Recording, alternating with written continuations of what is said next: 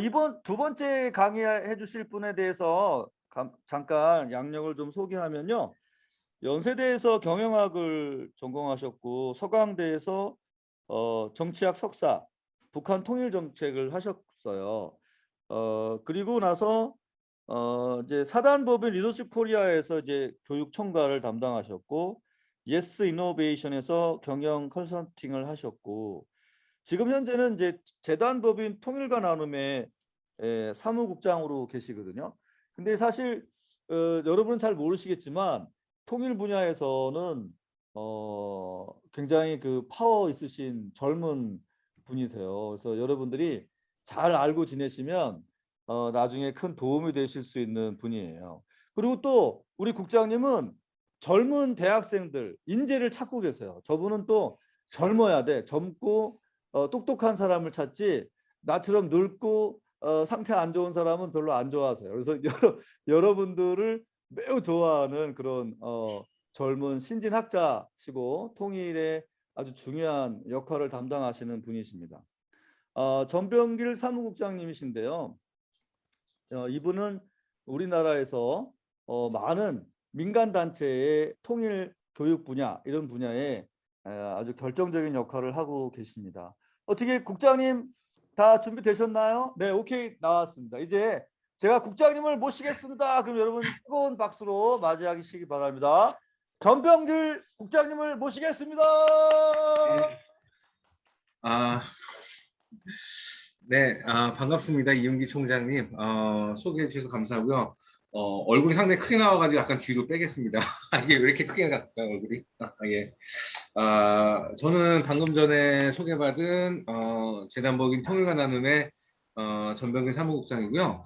오늘은 여러분들하고, 여러분들이 이제 통일 문제에 관심이 있으시고, 또 북한에 대한 관심이 있으셔서, 이렇게 또 그 청년 시절에 또 다양한 또 활동을 하기 위해서 또 오늘 이 시간이 마련된 것 같습니다. 그래서 오늘은 여러분들하고 같이 영화로 한번 통일을 생각해 볼 수 있는 시간을 좀 갖겠습니다. 그래서 지금 통일과 영화에 대한 것들은 상당히 많이 그 뭐 보도나 그런 걸 통해서 아시겠지만 영화도 많이 소개됐고 그다음에 통일 문제도 많이 또 영화를 통해서 풀어내는 그런 프로그램들이 있는데요. 저도 그것들을 좀 진행하고 그다음에 우리 젊은 친구들하고 커뮤니케이션을 하는 사람 중에 한 사람입니다. 그래서 오늘 그러한 내용들을 여러분들하고 같이 이야기를 했으면 좋겠다는 생각입니다.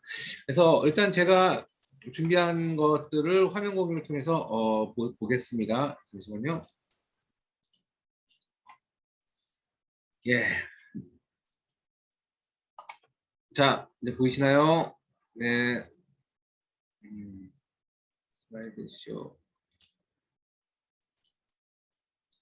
네, 오늘의 주제는 그렇게 지금 아주 긴 시간이 아니기 때문에 영화로 통일을 잇다라는 주제로 오늘 여러분들하고 같이 이야기를 할 겁니다. 그래서 통일을 이야기하는 여러 가지 틀들이 있습니다. 여러분들 뭐 강의를 들으시기도 하고 그다음에 뭐 또 책을 읽기도 하시는데 저는 이제 그 영화를 통해서 어떻게 통일을 접근할 수 있는 것이 할 수 있을까?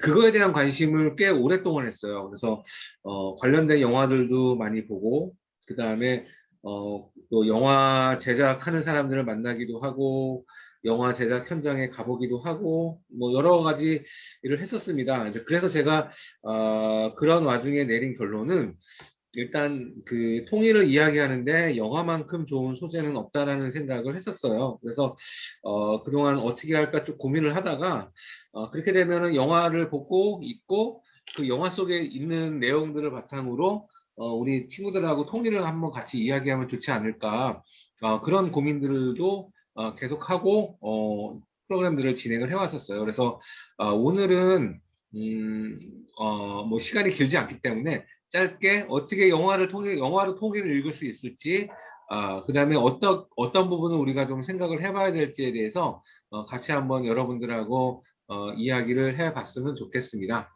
네.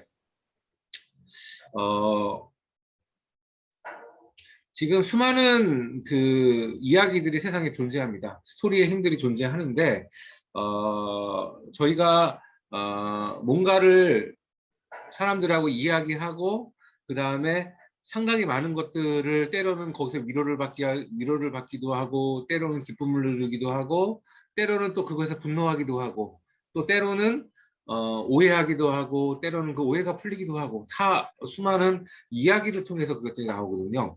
그런데 대부분 다 그 보면 메시지에는 핵심 하나의 스토리에는 하나의 주로 메시지만 담아요. 뭐냐면 하나의 스토리가 있고 거기에는 메시지가 있어요. 물론 이제 우리가 잡담을 하는 경우도 많죠. 이런저런 뭐 다양한 스몰 토크가 오가가지고 잡담을 하는 경우가 있는데 보통 보면은 뭔가를 이야기할 때 강의를 한다. 그러면 하나의 스토리에는 또 하나의 메시지가 담겨 있습니다. 그래서 우리가 뭔가를 얘기할 때는 한 스토리에 한 가지의 메시지를 반드시 담고 있거든요. 그리고 더 많은 메시지를 담으면 우리는 좀 우선순위가 필요해요. 일단 프라이어티라 그래가지고 어떤 것들 우리가 가장 먼저 이야기하고 제공할 것인가에 대한 고민이 필요한 것 같고요. 그 다음에 분명하게 정의된 메시지를 만들 필요가 있어요. 그래갖고 일단은 뭔가 우리가 어떤 메시지를 하는데 물론 우리가 이야기할 때 그냥 간단한 이야기들이 오가고 있는데 뼈가 있는 그 이야기가 있잖아요. 뼈대가 있는 이야기. 아주 그냥 핵심되는 이야기가 있어갖고 그 분명하게 정의된 메시지가 있어야 돼요. 그래서 우리가 뭐 통일을 이야기해야 된다. 그럼 통일을 왜 해야 된다. 이래서 우리는 통일을 이야기해야 된다. 이래서 우리는 서로 싸우는 걸 하지 말아야 된다.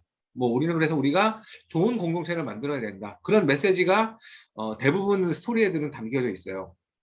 그래서 보면 우리가 영화를 볼 때마다 다양한 캐릭터들이 등장하죠. 지금 이제 그 여섯 명의 그 한국을 대표하는 나름의 배우가 나와요. 뭐 안성기, 그다음에 뭐 송강호, 한석규, 그다음에 장동건, 신하균, 정재영.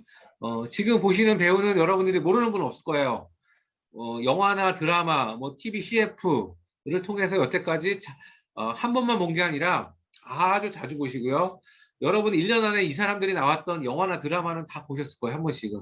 좀 아주 미디어를 멀리하지 않으시는 분이라면 다 보셨을 텐데 이 등장인물 캐릭터에는 공통점이 있어요. 공통점이 있습니다. 어, 일단 남자 배우라는 게 있고요. 그 다음에 뭐 다 개성 있는 연기자라는 특징이 있고요.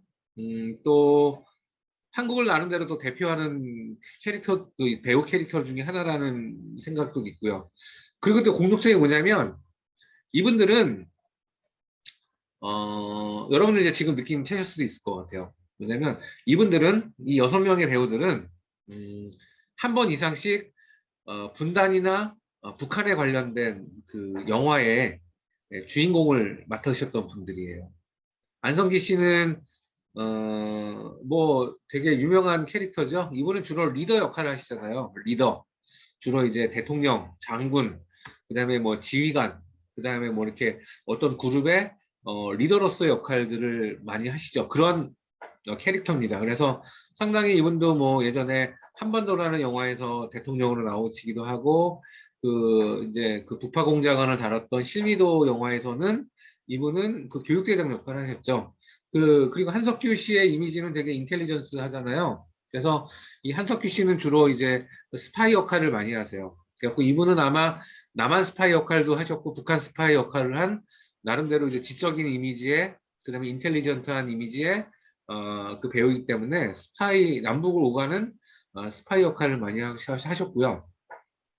뭐 송강호 씨는 이제 전형적인 동네 아저씨 그리고 서민형 배우죠. 그리고 이제 느낌이 되게 처음에는 별 이슈에 관심이 없다가 그 이슈를 어떤 문제의 심각성을 체험에 체득하게 되고 그 이슈의 중심에 들어가서 뭔가 이 문제들을 해결하려고 하는 그런 캐릭터가 여태까지 송강호 씨의 캐릭터죠. 그래서 뭐 공동경비구역 JSA라든지 뭐 이제 그런 역할에서 상당히 많은 그 제가 말씀드렸던 그런 역할들을 하셨어요. 그리고 나름대로 또 극중에 그런 분위기로서 풀어내기 하셨고요. 장동건 씨 같은 경우는 주로 이제 그 마지막 옆에 정재영 씨하고 비슷한 캐릭터긴 한데 주로 이제 북한 사람 역할들을 많이 하세요. 그리고 이 사람도 그냥 투박한 북한 사람이 나름대로 이제 현실의 문제 인식을 하게 되고 현실에 참여하게 되는 그런 역할들을 하게 되고요. 뭐 그 가운데 있는 신하균 씨 같은 경우는 좀 약간 캐릭터 자체가 엉뚱하고 개구장이 스타일이기 때문에 그런 역할들을 많이 하십니다. 그래서 이분들이 원래 그런 캐릭터이신데 이분들은 또 북한이나 분단에 관련된 소재에 참여를 하셨어요. 그게 이제 우리가 보면 그래서 우리가 뭐 통일에 관심 없지만 많은 젊은이가 관심 없지만 그래도 우리 주변에 통일에 북한이나 통일에 관련된 스토리가 있고 그 스토리에 이런 배우들이 지금 참여를 하고 있죠. 그래서 상당히 많이 우리는 이제 요거는 시간이 많지 않기 때문에 패스를 할게요. 그래서 지금 이제 여러분들 그래프를 하나 보이실 텐데 우리가 흔히 이제 학교 다닐 때 특히 이제 국어 시간에 배웠죠. 소설 같은 거 배울 때 이제 그 갈등이 그 사람 이제 이야기가 전개될 때 갈등이 있고 그 갈등을 해결하는 그런 것들이 항상 제공가 돼요. 영화도 마찬가지입니다.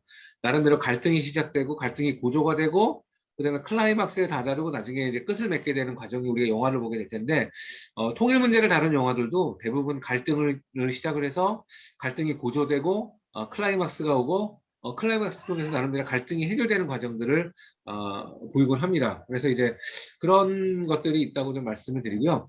그래서 저는 우리 영화는 통일한국에서 통일이나 북한을 다루기 위한 스토리텔링이라고 생각이 됩니다. 그래서 저는 영화를 만들 때 통일한국 스토리텔링, 그러니까 우리가 분단이나 통일에 대한 영화는 통일을 위한 스토리텔링이라는 작업을 해요. 그래서 우리가 이 영화를 통해서 나름대로 영화는 우리에게 메시지를 던져줍니다.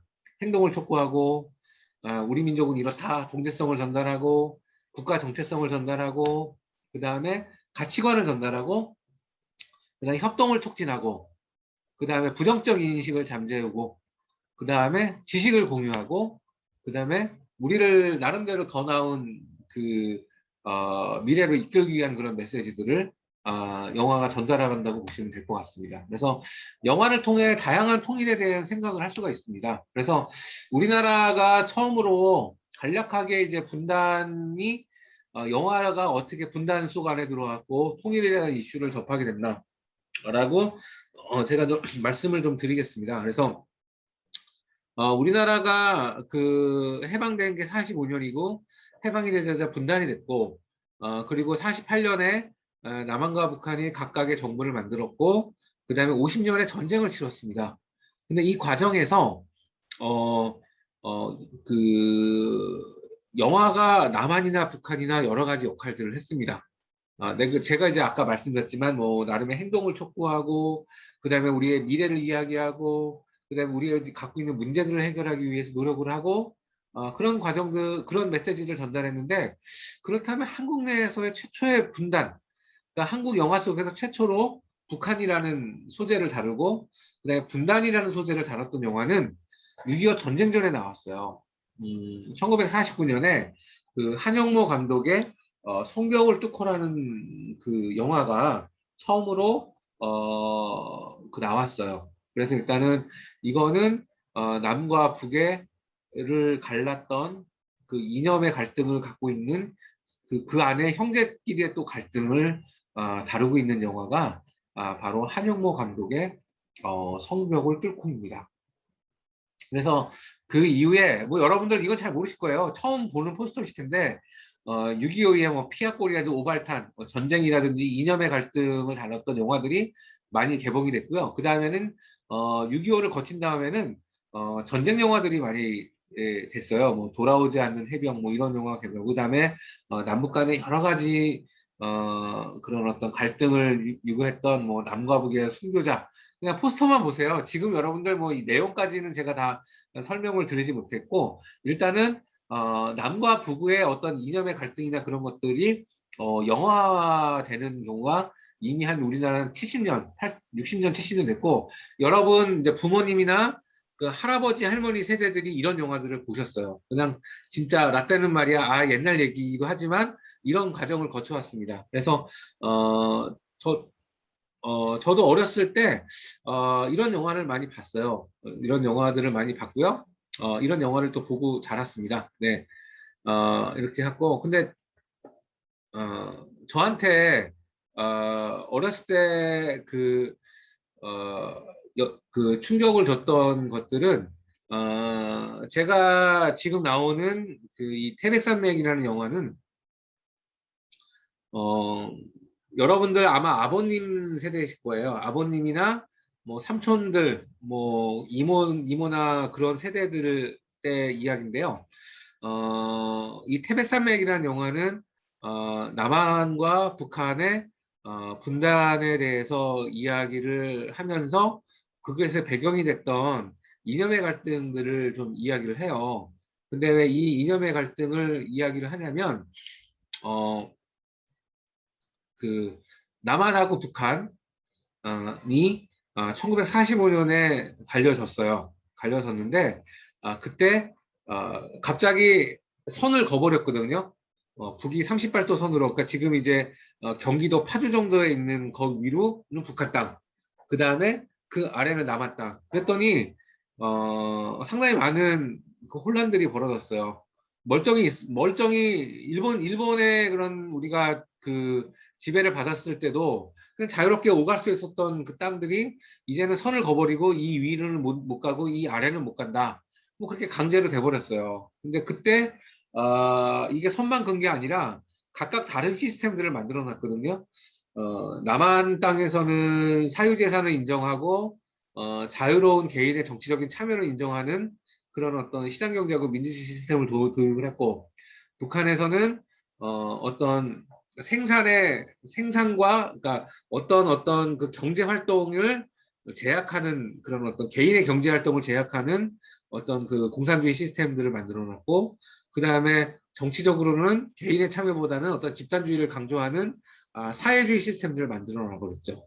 근데 그때 갑자기 남한에 살던 사람들이 뭐 사회주의자도 있었을 것이고, 그 다음에 북한에 사는 사람들 중에서도 개인이 어떤 경제적 자유를 추구하는 사람들이 있었을 것이고, 근데 그게 막 혼란스럽게 전개가 돼요. 그때 남북 각기 이념의 갈등이 벌어지거든요. 근데 그때 다양한 이념 갈등이 벌어졌는데, 이거 태백산맥이라는 영화는 당시에 전라도 지역을 배경으로 했던 영화예요. 특히 이제 그 전라남도, 음, 뭐 보성이라든지 벌교라든지 순천 있는 쪽, 그쪽 이야기를 좀 담았어요. 근데 이때 배경은 뭐냐면 핵심은 땅이에요.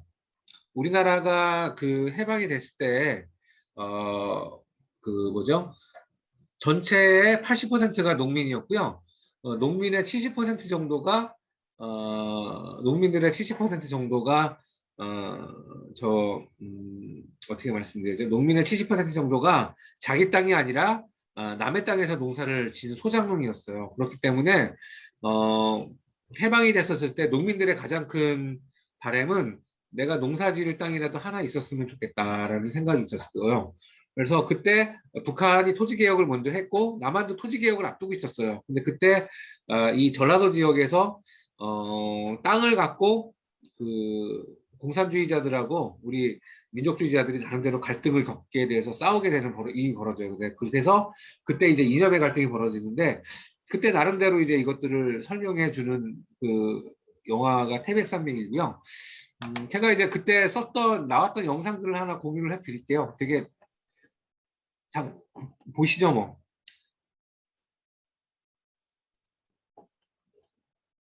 대체 혹시 소리 나오시나요? 이 벌교란 어떤 소리 거죠? 나오나요? 예. 어째서 그렇게 좌익이 많이 나왔고 좌우익의 갈등이 심했는지요?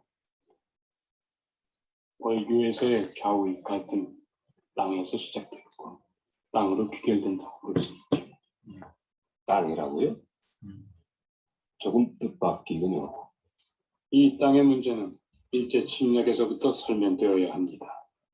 한반도의 식민지화에 착수한 일본이 제일 먼저 한 것은 8년간 토지 조사라는 것을 벌여 농민들의 땅을 약탈하였는데, 그 결과 농민의 팔알이 소작농으로 전락하고 그들의 팔알이 극심한 굶주림에 허덕여야 하는 전략농가가 된 것이 식민지의 현실이었죠. 그 와중에도 많은 지주들은 일인들과 협조하여 땅을 사들여 대지주가 되었는데, 이른바 친일 지주입니다. 그들은 일본인 지주와 함께 농민들을 착취하며 식민 정치에 적극 협조했습니다. 농민들은 수확량의 7할 이상을 지주에게 바쳐야 되는 현실 속에서 춘군, 추근기의 악순환에 시달려야 했는데 그런 비참이 집중된 곳이 땅이 넓은 삼남 지방이었고 그 중에서도 심한 곳이 바로 전라도 지방이었습니다. 그러다 마침내 해방이 되었지요. 그런데 미수에 의해 점령된 남북 지역에 중요한 차이가 발생했습니다.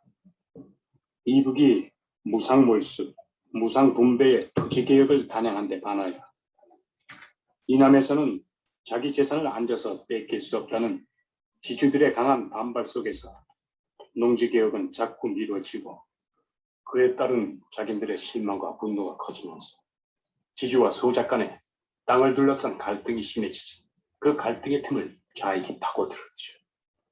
그들이 주장하는 무상몰수, 무상분배는 자기 땅을 갖고 싶어하는 소작들의 열망과 잘 맞아떨어지고 그 결과 많은 소작들은 사상이 뭔지도 모른 채 좌익에 동조하거나 가담하게 된 겁니다. 여순 때 많은 소작들이 입산하게 된 것도 바로 그 때문이죠. 네, 간단하게 여러분들 보셨는데요. 제가 이거를 이제 보여드린 이유 중에 하나는 이 태백산맥이 10권이에요. 총 엄청나게 긴 책인데 핵심은 제가 말씀드렸던 이 2분 30초 안에 다 들어가 있어요. 근데 우리는 10권의 책을 뭐 읽으면 좋죠. 시간이 나서 읽어도 좋고, 그 다음에 또 이제 뭐 우리 역사 문제, 뭐 민족 문제, 또 다양한 것들을 이야기하려면, 한번 긴 호흡을 갖고 읽는 게 중요해요. 근데 이제 우리가 다 읽을 수는 없으니까, 지금은 시간 내서, 물론 시간을 다 읽을 수 있죠. 근데 이제 대부분은 읽지 못하시니까, 여기서 얘기하는 키포인트가 뭐냐, 여기에서 핵심은 뭐냐. 근데 그것들을 설명할 때는 영화를 한 편 보는 게 좋고요. 그 영화 속에서 담겨져 있는 메시지를 이야기하는 게 상당히 좋습니다. 그래서 아까 방금 전에 말씀드렸던 그 땅의 문제를 아주 간략하게 2, 3분 정도로 그 핵심 메시지를 전달해 주고 있어요. 그래서 물론 저 영화는 약간 사관이 이제 약간 민중사관에 좀 가깝거든요. 근데 나름대로 분단이나 민족을 한번 이해하시기는 되게 좋은 것 같고요. 우리 젊은 친구들은 지금 뭐 20대 뭐 이 글로벌 시대에 살고 있기 때문에 아유 저거 옛날 문제 우리 뭐 할아버지 뭐 더 이후의 문제인데 아유 별로 뭐 저 때랑 지금이랑 똑같아 관심 없어 뭐 그렇게 얘기하실 수 있겠지만 그래도 한번 우리가 우리의 지나간 길들을 시간이 될 때마다 조금씩 이해를 한다면 좀 더 우리가 좀 세상을 넓게 볼 수 있지 않은 생각을 좀 해봅니다. 그래서 제가 첫 번째 영화를 좀 소개해드렸고요. 두 번째 영화는 남북은이라는 영화예요. 소개시켜드리는 영화가. 근데 이거는 계속 저희가 이제 통일 문제나 북한 문제에서 계속 얘기를 하고 있을 텐데 일단 우리가 분단 문제를 갖고 이야기하는 게 상당히 중요하거든요. 우리가 통일을 왜 해야 되나요? 통일되면 뭐가 좋나요? 뭐 그런 것들을 얘기하지만 저는 우리가 이제 왜 이렇게 좀 힘든 시간들을 보내게 된 이유에 대해서 가끔 이야기를 할 필요성이 있는 것 같아요. 그래서 아까는 제가 말씀드렸을 때는 전쟁 전에 빨치산들의 이야기고요. 그 다음에 지금은 전쟁 과정 중에 남북의 갈등의 이야기예요. 근데 우리가 전쟁을 치렀을 때 우리 할아버지 할머니들이나 어르신 전쟁을 치렀을 때는 제가 보기에는 잘 모르고 치렀어요. 이념이 뭔지 사상이 뭔지 그거를 잘 모르는 상태에서 그냥 뭐가 더 좋아 보여서 선택을 하는 경우도 있었거든요. 근데 저희는 지금 저희가 우리 이제 한국에 있는 남한에 있는 그 어르신들의 선택이 저는 옳았다고 생각이 들어요. 여기서 했는데 근데 그 이전에 어르신들은 그걸 잘 모르는 상태에서 막 많이 싸우셨거든요. 근데 그 과정 가운데 가장 많이 피해를 입으신 들은 그냥 보통 사람들이에요. 뭐 이분들은 이념에 충실한 것도 아니었고, 그리고 여기서 이렇게 하니까 저기서 여기를 따라가고, 저기서 저렇게 하라 그러니까 그냥 저기를 따라가고 그럴 텐데, 그때마다 상당히 많은 우리 그냥 보통 사람들은 상당히 많은 고통을 받았거든요. 그래서 그것들을 우리가 이제 어떻게 그때 상황들이 어땠느냐를 좀 바라봐야 될 것 같아요. 그래서 지금 보시는 그 장면은요, 이것도 전라도 지역에서 이제 벌어졌던 부분인데, 빨치산이 있었고, 그거를 토벌하는 국군의 토벌대가 있었어요. 그래갖고 막 둘이 마을에서 전투를 벌이다가, 조그맣게 싸움을 벌이다가 갑자기 중간에 한 아이가 딱 들어와요. 그러면은 과연 이 그 국군과 그 다음에 그 이제 그 공산주의 사상을 갖고 있는 그 따르는 이제 빨치산들이 과연 이 아이 앞에서 어떤 반응을 보일지, 저는 그 이 남부군이라는 그 소설과 영화에서 이 장면이 가장 큰 그 백미라고 생각을 해요. 그리고 많은 것들을 생각해 주는 장면이기 때문에 이 장면을 한번 또 같이 보시도록 할게요. 네.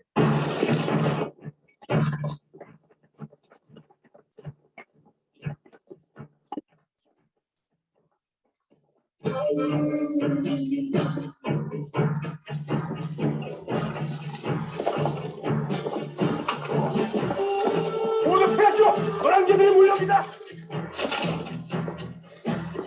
이거 보시면 이제 그 익숙한 배우들이 많이 나올 거예요.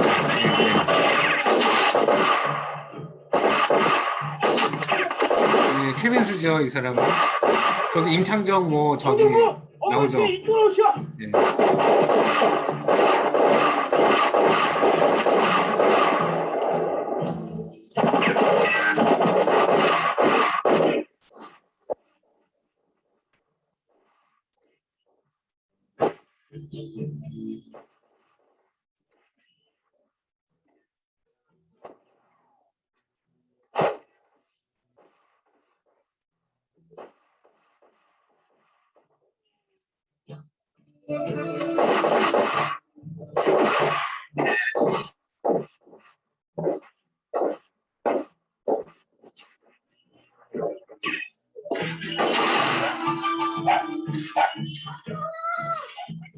갑자기 아이가 하나 들어옵니다. 예. 제가 중계!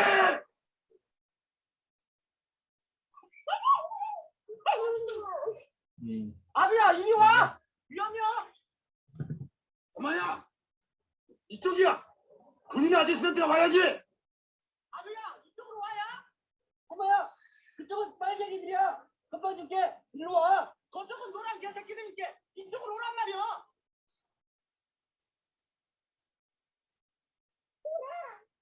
어쩌라 거기 있냐? 사경을 할게.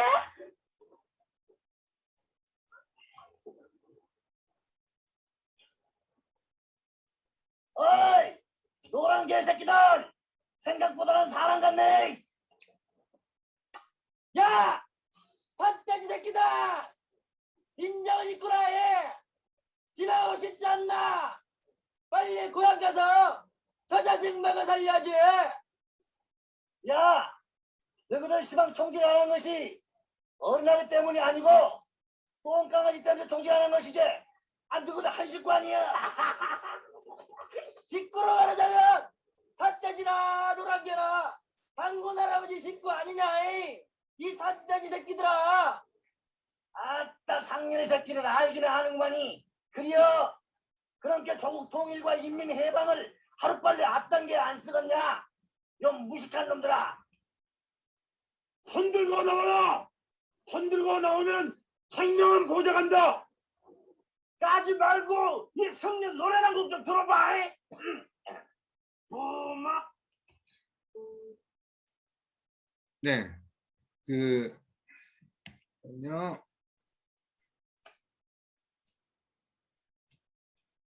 네.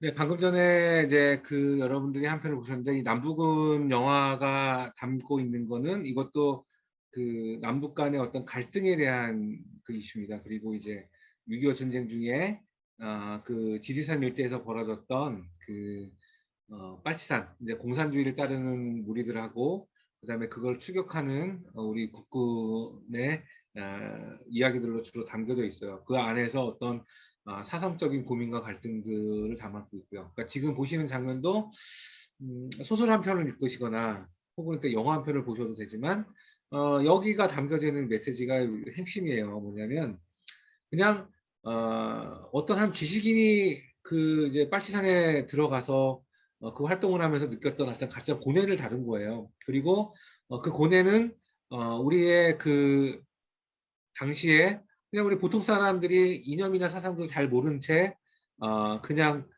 그냥 현실의 어떤 순응하며 따라가야 했던 그 모습들을 담고자 있고요. 그 다음에 아까 그 아이가 뛰어나온 거는 상당히 상징적인 모습으로 담고 있는데 그 의미는 저는 저렇게 생각해요. 뭐냐면 당신은 여러분들 이제 뭐 자료를 조사해 보면 좀 아시겠지만 이 지리산 일대에 가면 낮에는 국군이 들어와 있고 밤에는 북한 공산주의를 따르는 빨치산들이 들어와 있고 그러니까 사람들은 어떤 거를 선택해야 될지를 되게 한 거예요. 낮에는 국군 편을 들었다가 밤에는 국군 편을 든 사람들을 그 빨치산들이 와가지고 해코지를 하고 그 다음에 밤에 빨치산을 도와줬던 사람은 그 다음날 국군인들이 와서 또 해코지를 하고 그러니까 그때 사람들이 믿을 수 있었던 것들은 그냥 나랑 가까운 어떤 가족, 혈육밖에 없었던 것 같아요. 그리고 그냥 그 아까 중간에 총을 쏠 때 아이가 들어왔을 때 아이는 선택을 하지 못했잖아요. 잘 모르니까. 근데 그때 아이가 정말 믿을 수 있고 따라갈 수 있었던 거는 그 엄마였거든요. 엄마는 한없이 믿음과 신뢰를 주는 존재잖아요, 아이에게. 그러니까 아이는 엄마를 따라갈 수밖에 없고 또 엄마는 또 자기 자식이다 보니까 뭐라 그럴까요? 서로 총질을 하는데 그 한복판에 그냥 아이를 구하러 위험을 무릅쓰고 들어가잖아요. 그래서 이게 뭐 이념이나 사상, 물론 이제 어떤 이념이 더 좋냐, 어떤 가치가 우리가 따를 만한가, 그거는 당연히 논쟁을 해야 되고, 그 다음에 그 논쟁의 결과, 그 다음에 그 경쟁의 결과는 이미 저는 답은 나왔다고 봐요. 근데 그 당시의 상황을 보면 우리는 그냥 그 한복판에 있었고 어떤 것들을 선택하지도 못하는 그런 갈등 속에 있었는데 그때 정말 믿을 수 있는 거는 이념도 체제도 그런 것들이 아니라 그냥 우리의 가까운 가족, 우리가 의지할 수 있는 사람들이었다는 거죠. 그게 이제 남부군이 던져준 메시지가 아닌가 하는 생각이 들어요. 그래서 우리나라가 1990년대 이전까지만 해도 이런 스타일의 영화가 대부분이었어요. 그리고 역할만 바꿨을 뿐이지 그게 남한이 중심이 되느냐, 혹은 북한 사람들의 관점에 그 공산주의자의 관점에서 보느냐, 혹은 이제 뭐 우리 같이 이제 민족주의자 관점에서 보느냐 그 차이였지 대부분 다 이런 갈등들을 담았어요. 근데 2000년대 넘어가면서 이제 여러분들이 좀 이제 태어나는 시점에 태어나고 직후부터 한국 사회가 좀 바뀌어요. 2년간의 갈등이 뭐 아직까지 존재는 하지만 그때 이후에는 어떻게 바뀌냐면 이제 북한을 이야기할 때 저기 또 이제 사람이 사는 곳이고 저기도 우리와 비슷한 생각을 하고 있고 그 다음에 또 수많은 갈등이 그 안에서 존재하게 되고 고뇌가 있구나. 그 다음에 그쪽을 선택한 사람도 우리의 또 형제 자매였다. 이제 그런 메시지를 던져주는 게 들어요. 그래서 일단은 그 대표적인 영화가 지금 이제 사운드 트랙 나오고 있는데 이 태극기 날리며 영화예요. 이 태극기 날리며 영화 같은 경우는 여러분들 잘 아시겠지만 그리고 여러 번 보시겠지만 2004년 3년에 개봉이 됐고요. 그리고 이 영화를 통해서 상당히 많은 메시지들을 던져줬어요. 어떤 메시지를 던져줬냐면 그 우애가 좋았던 형제가 전쟁을 통해서 갈등이 일어나게 되고 또 그 갈등을 또 전쟁 안에서 해결하는 그런 것들을 하게 되거든요. 소리가 약간 터서 줄일게요. 예. 예. 소리가 고정이 돼 있나 보네요. 잠깐만요. 너무 크다. 네. 그래서 그런 갈등 속에 있었기 때문에 이것들을 이제 풀기 위한 노력들을 그 안에서 계속 하게 되죠. 그리고 많은 그 과정에서의 어떤 감동을 줬고 우리에게 분단이 무엇이고 전쟁이 무엇이고 통일이 무엇인가를 생각하게끔 해줬던 영화가 바로 이 태극기 날리며의 영화인 것 같습니다. 그런데 이 태극기 날리며가 지금 여러분들이 이 사운드 트랙 들리실 것 같은데 이 태극기 날리며의 이 오리지널 사운드 트랙은 지금도 계속 사람들한테 들려지고 있어요. 그래서 어떤 전쟁이나 분단을 좀 생각해 볼 만한 어떤 그 프로그램이나 혹은 장면들의 배경 음악에는 이 음악이 상당히 많이 이렇게 깔리고 있거든요. 근데 이 영화가 남겨준 저는 유산이라고 생각해요. 우리가 이 영화를 너무나 사람들이 1000만 이상의 감동 있게 봤기 때문에 그리고 또 이 음악이 너무나 감미로웠기 때문에 자연스럽게 어떤 분단, 그 다음에 우리가 북한을 생각할 때마다 자연스럽게 뭔가를 회상하는 음악, 뭔가를 생각하는 음악에는 이 음악이 나와요. 근데 그 대표적으로 2010년에 그 음악을 끌게요. 네.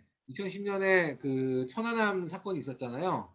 근데 그 천안함 사건이 일어났을 때 그 46명의 우리 이제 국군 장병들이 희생이 되셨는데 그때 이분들을 이제 물속에서 건져 올리는 그런 것들을 다 TV에서 방영을 했거든요.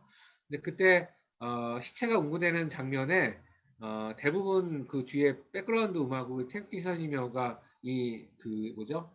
그 태극기 선임여의 그 오리지널 사운드 트랙이 활용이 됐어요. 그래서 이게 단순하게 영화 한 편이 아니라 단순하게 영화의 삽입곡이 아니라 이것은 우리나라 사람들 이 갖고 있는 어떤 정서적인 것들을 특히 분단이나 통일에 대해서 우리가 정서적인 생각들을 담고 있는 가장 대표적인 영화가 됐고 그 다음에 그 영화 속에 어떤 장면들이 됐다고 생각하시면 될 것 같습니다.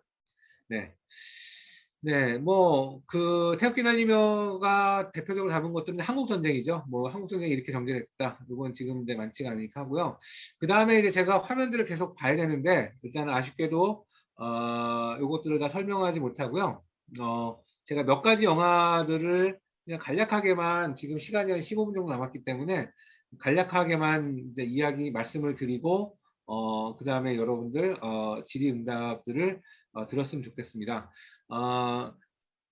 비교적 이제 최근의 영화들을 여러분들에게 많이 이야기해 드려야 될 텐데요. 그거는 제가 나중에 기회 있으면 할게요. 저는 이제 영화를 할 때 최근의 영화들을 여러분들 많이 보셨을 것 같아요. 그런데 이제 저는 이제 영화를 통해서 우리나라 분단의 역사들이라든지 통일을 어떻게 지향해야 되는가를 이야기하는 사람이기 때문에 뭐 이런 것들을 좀 이야기하겠습니다. 그래서 지금 그 다음에 이제 이야기할 거는 이중간첩이라는 그 영화예요. 이거는 뭐 거역할 수 없는 프로젝트. 이 영화는 2002년에 나왔어요. 2000년 초반에 나왔는데, 이거는 이제 그 남북을 오갔던 스파이의 이야기를 담았어요. 예. 그리고, 주인공은 이제 한석기 씨였고요. 그 다음에, 고소영 씨도 나왔죠. 여러분 이제 베를린에 가시면, 나중에 뭐 독일을 갔다 와보신 분도 있겠지만, 독일을 가시면, 베를린에 가시면, 어, 체크포인트 찰리라는 게 나와요. 이 체크포인트 찰리라는 게 뭐냐면 당시에 그 검문소거든요. 당시에 동서독 베를린을 오가려면 검문소를 하나 그 통과를 했어요. 그게 바로 이제 체크 찰리 포인트라고 그러거든요. 체크포인트 찰리였는데 지금 그 요 장면은 소련 탱크하고 미군 탱크가 그 체크포인트 찰리 앞에서 그냥 나름대로 그냥 이렇게 경계를 하면서 이렇게 좀 서로 대치하고 있는 부분이에요. 그렇게 여기 이제 보시게 되면 US 하면 체크포인트라고 되어 있는데 지금은 여기가 관광지예요. 네, 동서독이 통일된 다음에 여기는 이제 관광지 이제로 돼 있어요. 그래서 여기에 그 뭐죠? 그 이제 서독의 그 베를린에 있는 이곳과 그 다음에 저기 그 통일되기 전에 그 모습과 통일 후에 관광지가 된 모습이 나와 있어요. 그래서 아까 그 얘기했던 그 이중간첩 방금 전에 이야기했던 이중간첩의 시작은 동베를린 주재의 북한 그 외교관이 탈출하는 장면부터 시작을 해서 근데 그 사람이 탈출한 게 아니라 북한의 지령을 받고 남한에 가서 간첩 활동을 하러 가는 거였어요. 근데 그 배경이 됐던 장면이 바로 여기 체크포인트였고요. 그래서 그 사람이 와서 한석규 씨가 와서 뭐 기술을 했다 대한민국 만세 그렇게 얘기하면서 우리나라 북파부대 공작원을 키우는 그 교관으로 활동을 하게 되면서 나중에는 이제 국가정보기관의 요원이 됐죠. 그러면서 여러 가지 활동들을 하게 돼요. 그래서 뭐 연애도 하게 되는데 그때 여기 같이 있던 여배우 이제 그 남한에서 연애를 조금씩 하게 된 사람도 고정간첩이어서 두 사람이 다 간첩의 역할이었죠. 그리고 이 사람들은 이제 여기 있는 천호진 씨는 국정원 요원이었고, 근데 이렇게 하면서 이제 이 사람은 북한으로부터 북한에서 남한에 몰래 들어온 간첩이었는데 또 남한 안에서도 나름대로 갈등을 하게 되는 사람이에요. 나중에 밝혀져서 이 사람은 북으로도 돌아갈 수 없고 그리고 남한에 머무를 수 없어서 제3국인 브라질로 가게 돼요. 그래서 거기서 그냥 누군가에 의해서 이렇게 목숨을 잃게 되는 그런 그 운명을 맞이하게 되죠. 그 영화 속의 모습이고요. 실제적으로 우리 이제 역사를 보면 이런 이중간첩의 이야기들이 좀 있었어요. 그래서 이제 한 50여 년 전에 북한의 큰 언론이 큰 언론사 부사장이 이 사람이 이제 귀순을 했는데 나중에는 이제 이 사람이 이제 북한의 지령을 받고 활동을 했다. 그래서 상당히 사실적으로 이슈가 됐던 적이 있었어요. 그래서 간첩 이수근 사건이라고 하거든요. 그래갖고 이제 뭐 이런 비슷한 사건들이 옛날에 좀 있었습니다. 예. 그래가지고 나중에는 이 사람은 또 이제 북한 나름대로 좀 의심을 받게 되고 그 다음에 이제 좀 본인이 좀 위기에 처했다는 것들을 알게 되면서부터 이 사람은 베트남으로 탈출을 해가지고 거기서 이제 붙잡히게 되죠.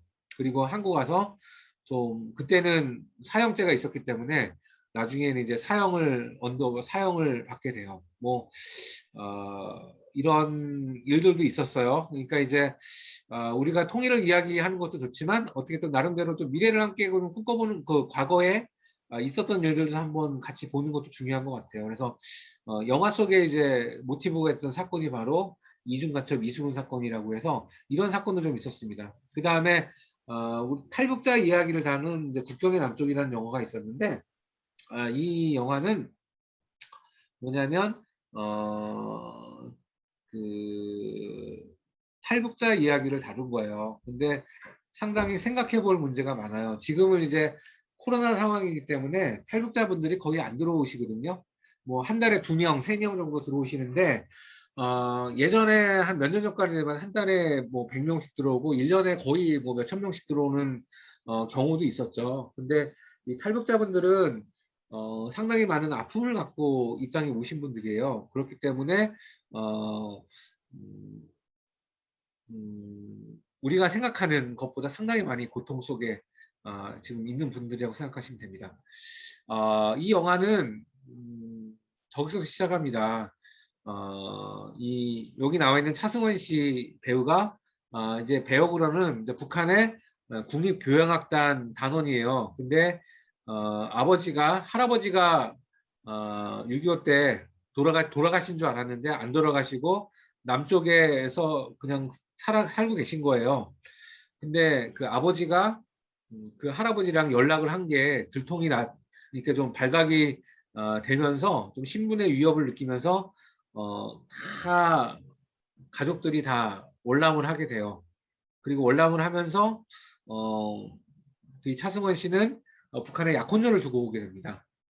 그 약혼녀를 두고 오게 되면서 남한에 온 다음에 그 약혼녀를 찾으려고 했는데 결국 약혼녀를 못 데려왔어요. 그리고 이제 차승원 씨는 체념하면서 여기 이제 장면을 보시면 여기 차승원 씨 젊었을 때 모습이 나오고요. 이렇게 북한에서 나름대로 재밌게 아주 좋은 사랑하는 여인과 함께 좋은 시간을 보내고 있는데 탈출을 하게 됐어요. 아까 제가 말씀드린 대로.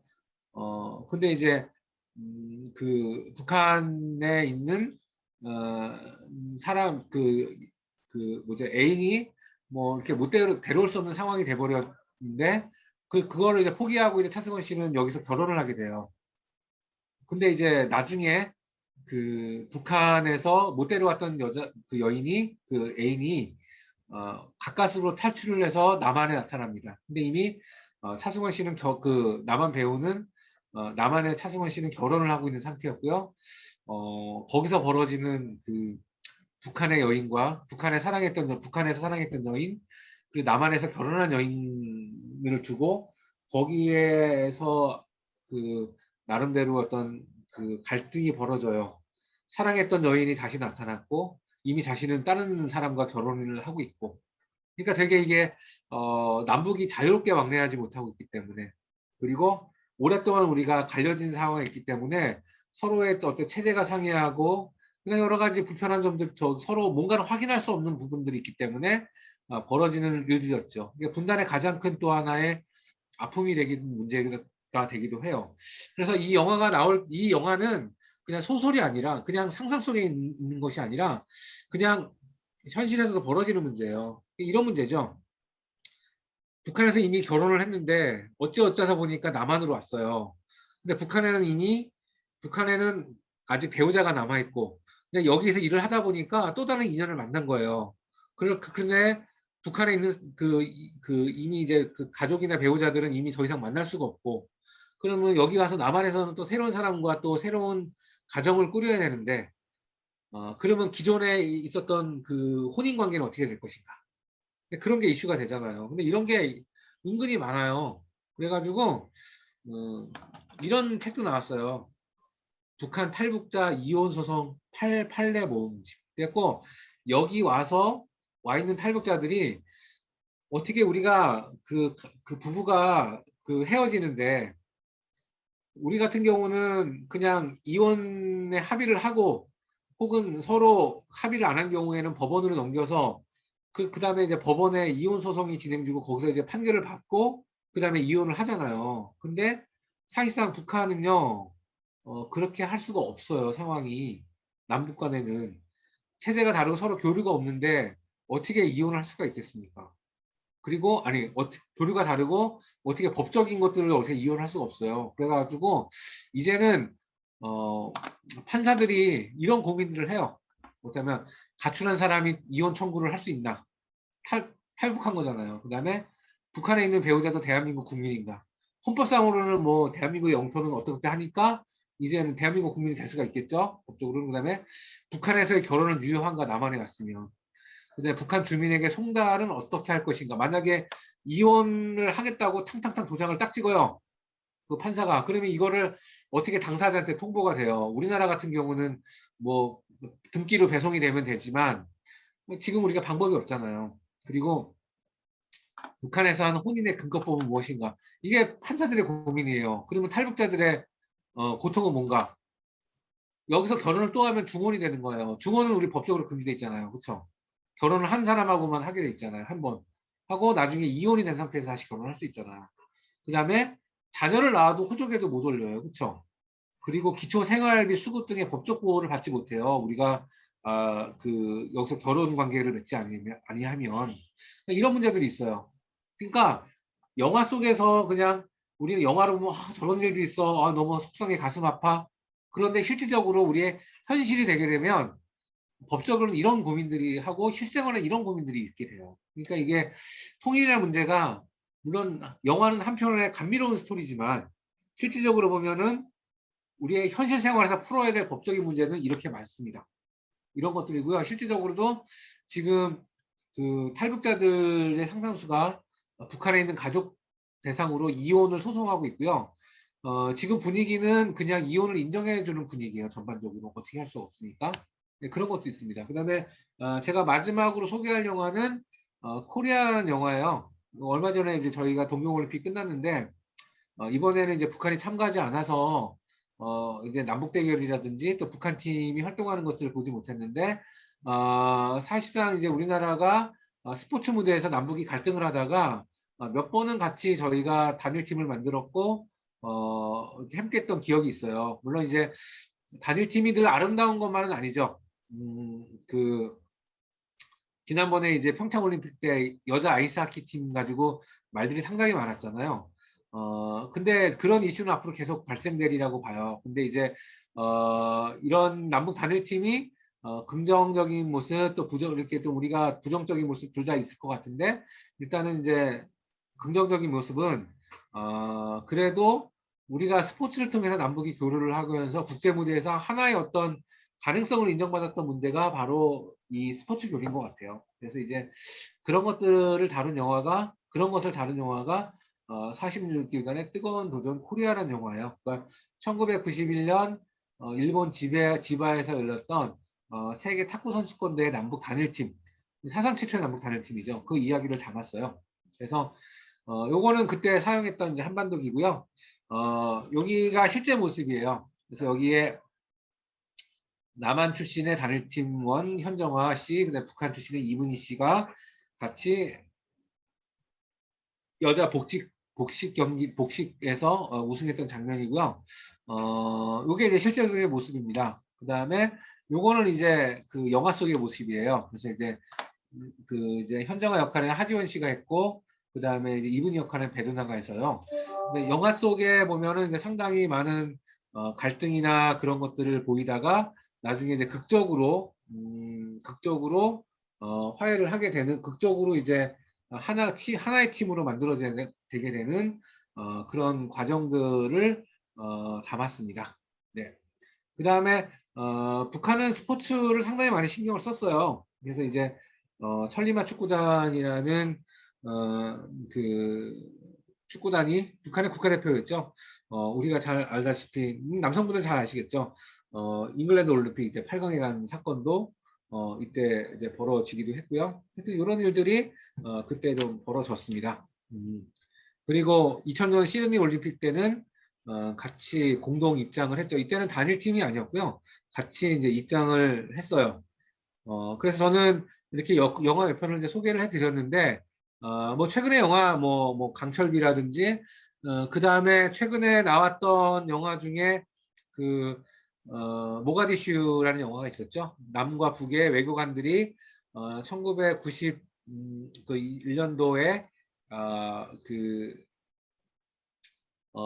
아프리카 소말리아에서 그 내전 중이었던 소말리를 극적으로 탈출하는 사건을 다루고 있는데, 그때 그 모가디슈를 이제 보신 분은 알겠지만, 모가디슈에 있는 그 내용의 어떤 느낌과 지금 얘기한 느낌은 좀 달라요.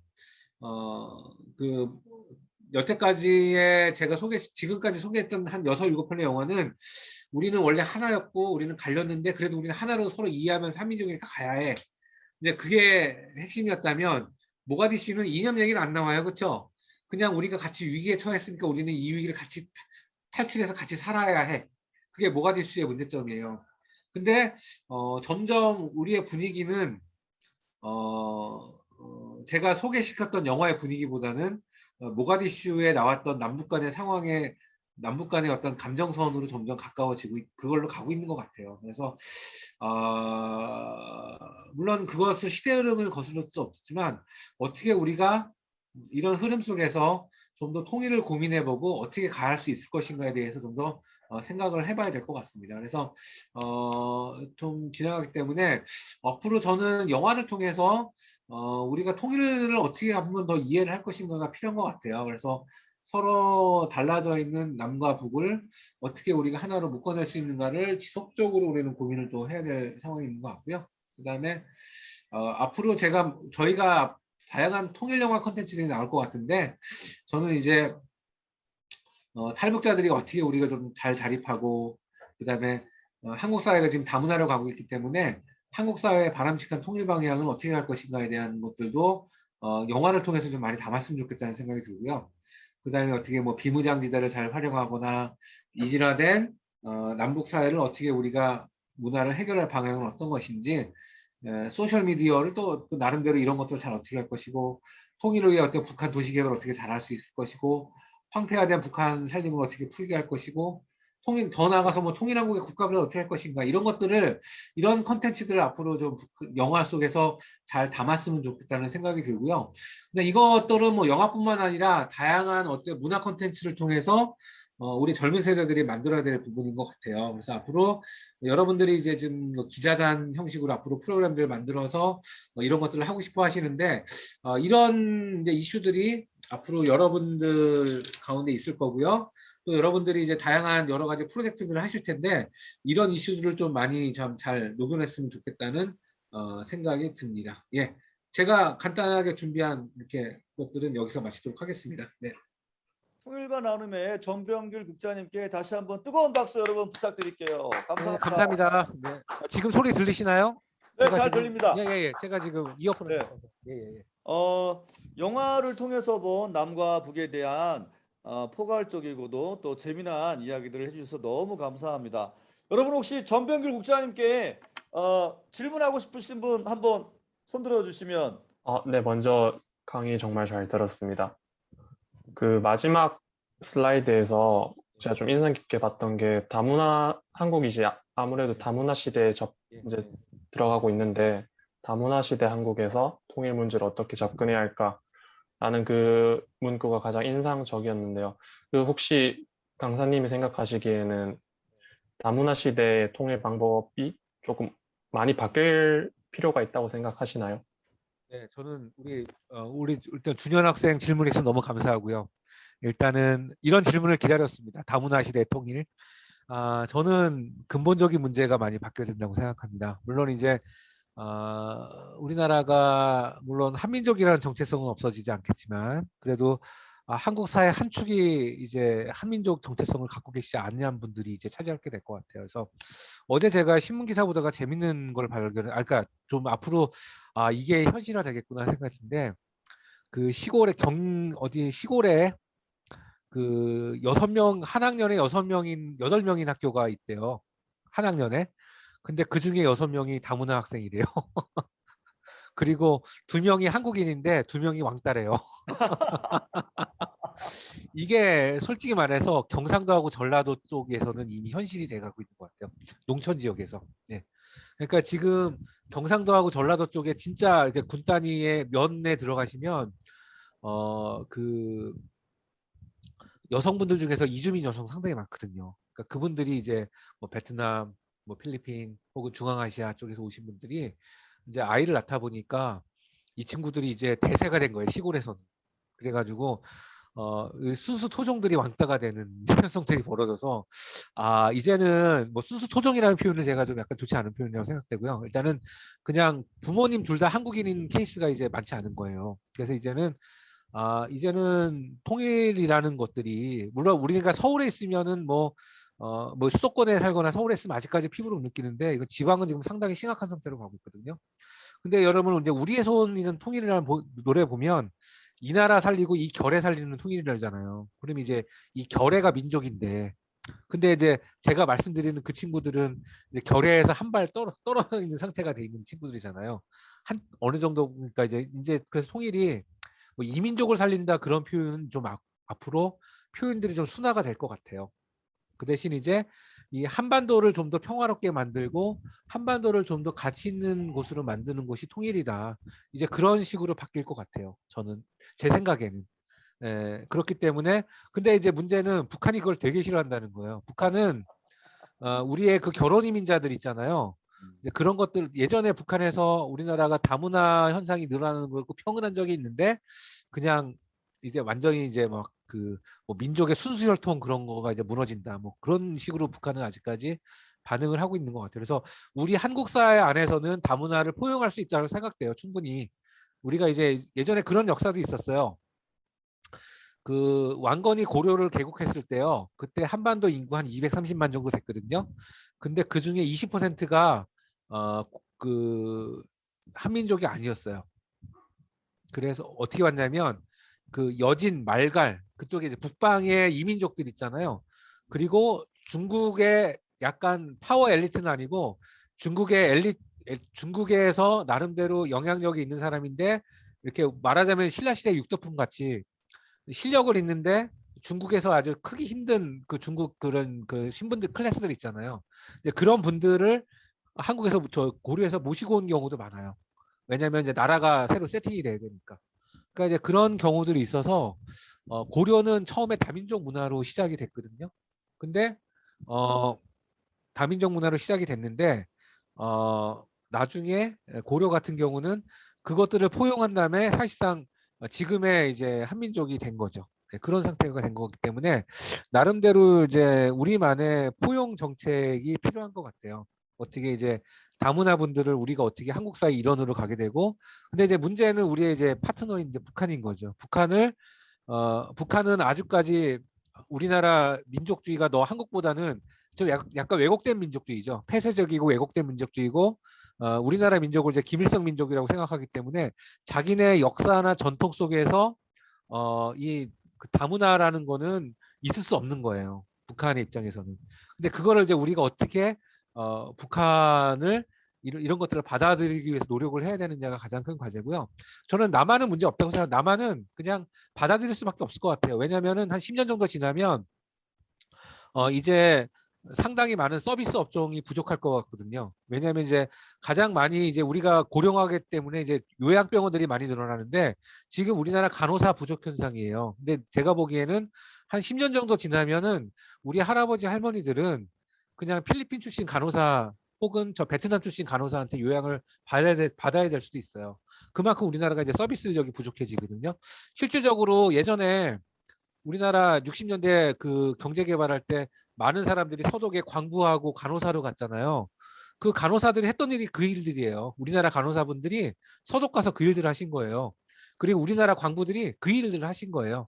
그러니까 우리가 한 5년, 10년 정도 더 지나면 예전에 그 서독에서 벌어졌던 현실들을 한국인들이 갔던 거를 대신 이제 한국에서 동남아 사람들이나 중앙아시아 사람들이 그 일들을 해야 돼서 한국은 그걸 받아들일 수밖에 없을 것 같아요. 근데 이제 문제는 북한인 거죠. 어떻게 우리가 잘 논리를 개발해서 설득해 나가느냐가 가장 큰 과제인 것 같아요. 네.